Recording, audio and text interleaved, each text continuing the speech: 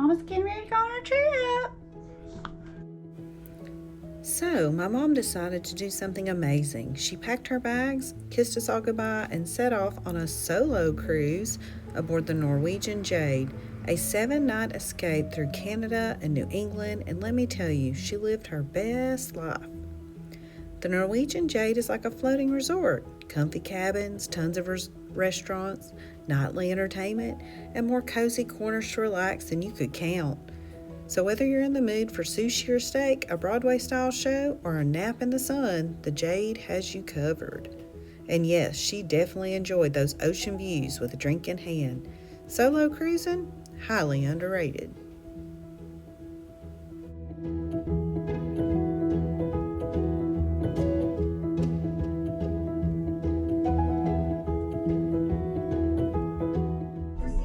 Okay, we're looking at the single solo cabin for an NCL Jade. Looks like a pretty neat little cabin. Got a big, like, king-size bed. Demonstration in the correct way to put on your life jacket and how it is used. And then you've got the closet. At your assembly station, your Closet, and then it's got a nice little bathroom. there are some important rules to follow during Got emergency drills. the normal things. We've got a pretty good sized shower. And it includes shampoo and gel, shower gel. It's all you have to do your own conditioner. But it looks like it's a pretty good sized bathroom. But this is the NCL Jade. Until the drill is over and you are instructed to do so. She enjoyed some wonderful relaxation, enjoying these views.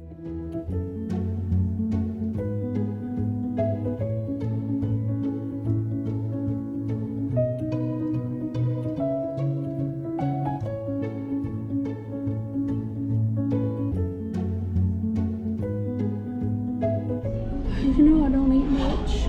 Brisket, fries, roll, and that's a almond cream torte something or another. I don't know. Anyway, this is my supper. Outsiders grill. Cool area. As you can see, we got land.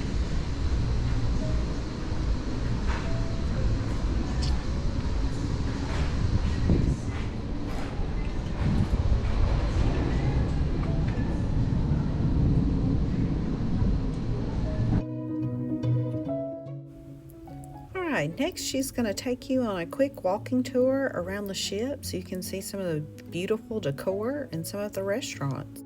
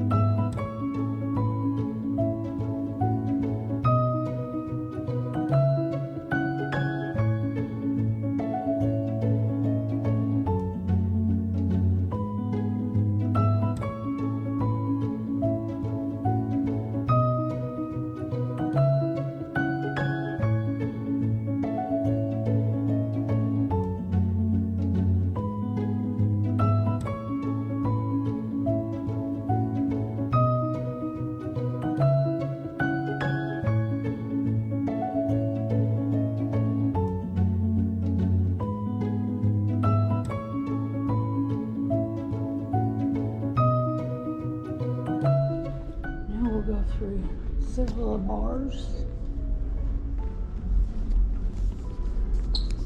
Several of the bars that are here. This is the tankards.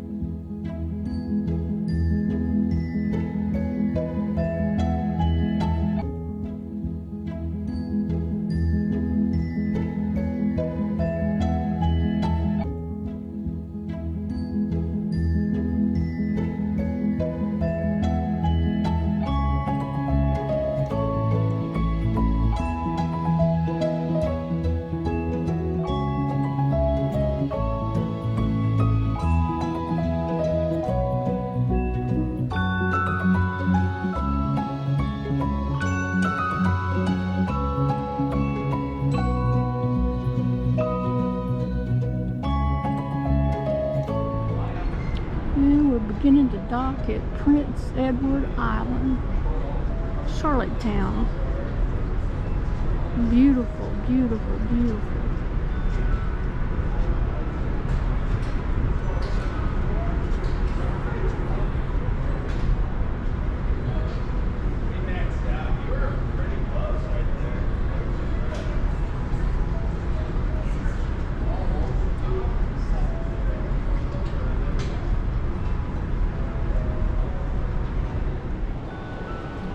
The other side of the ship.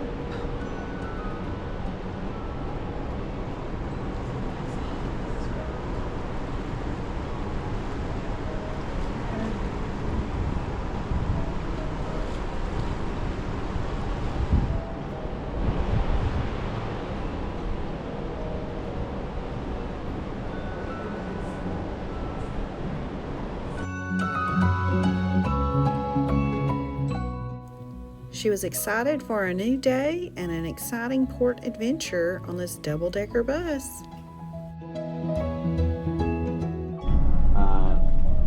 Now, because we're coming into the Charlottetown Harbor, and this is the waterfront right here. And you see those stones that are right beside the boardwalk there? That's like the best rocks that were around for construction. So you can imagine how challenging it was to find the proper rocks to build those churches. And beautiful boardwalk here. Now look at this park over on the left. Now the cannons here on the right, this fort is from 1818. Now these cannons were never fired except recently. For the first time ever they were fired when Queen Elizabeth passed away. So those cannons were there since 1818 and they were just fired for the first time recently.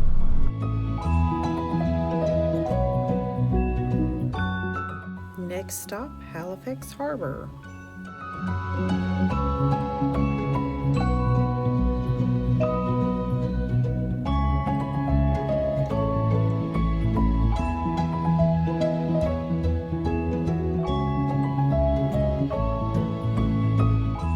Keep this.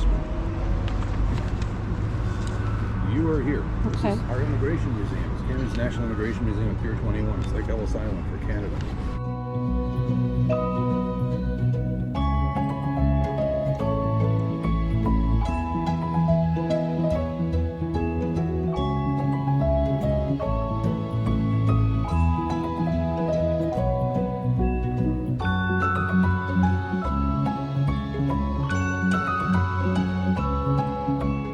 Fence, and that's where you see the public gardens.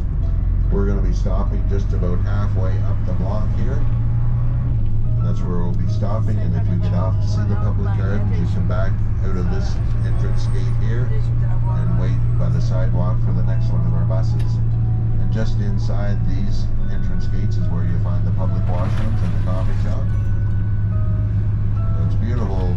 You could spend an hour wandering around in there if you like, and if you enjoy the flowers and maybe taking lots of pictures and that type of thing. So this is the Halifax Public Gardens. Very popular. And again, to the right through the iron fence, we can see more of the public gardens. That's the large pond that's part of the park.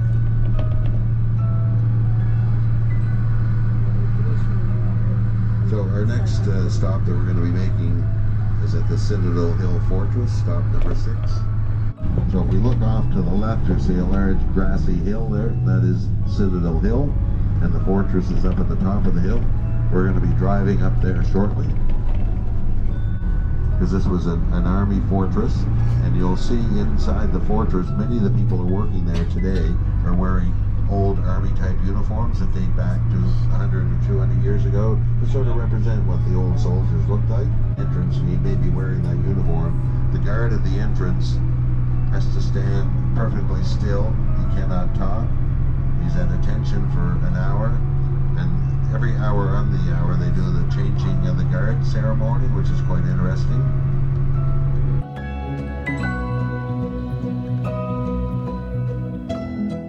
Just Ken moves us ahead here.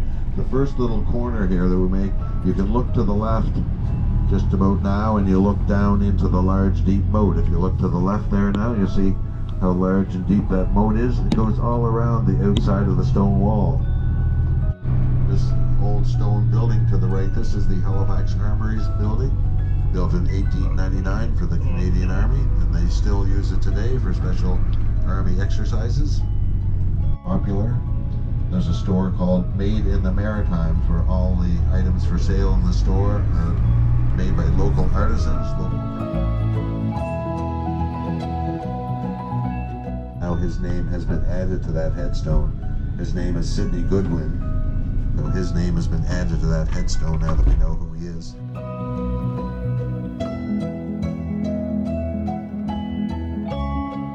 Is the Canadian Navy base. You'll see some of the light gray colored ships docked there. That is the Canadian Navy, or some of the Canadian Navy ships. And this is the largest Canadian Navy base in all of Canada.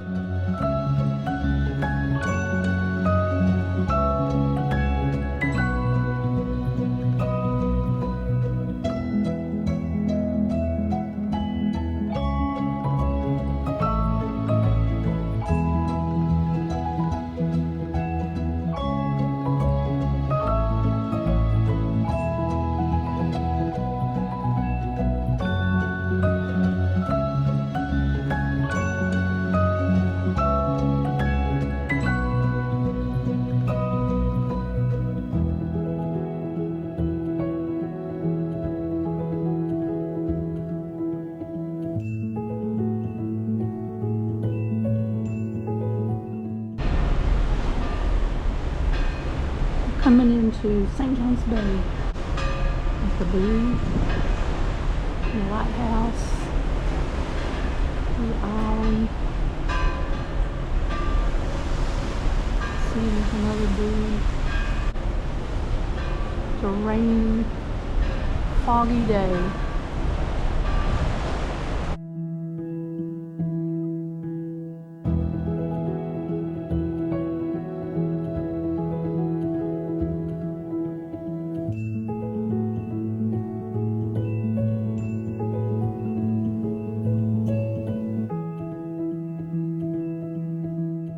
If the red doors are open, you can actually go in and tour that museum, and it is tourable right now. Inside, you'll see a lot of military and city regalia. For instance, you can see the coat of arms of the city of Boston, which we keep here in St. John. So ahead of us is a stone church. The stone church is a church built of stone, hence the name. Those stones are all from Scotland. So the reason they are from Scotland, we have to talk about a man named Napoleon. Napoleon in the early 1800s was rampaging across Europe, and one of the things he was doing is he was threatening the supply of large...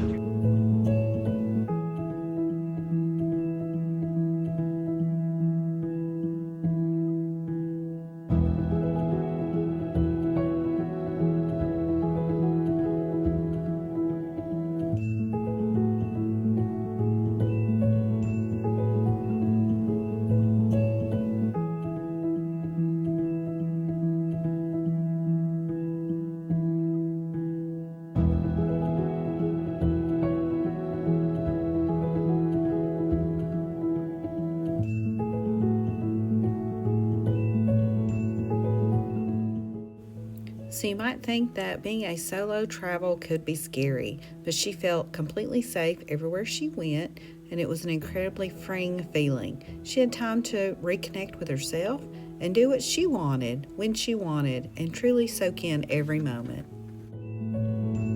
So here's to my mom's solo cruise, chasing those sunsets, and reminds us all that adventure doesn't have an age limit.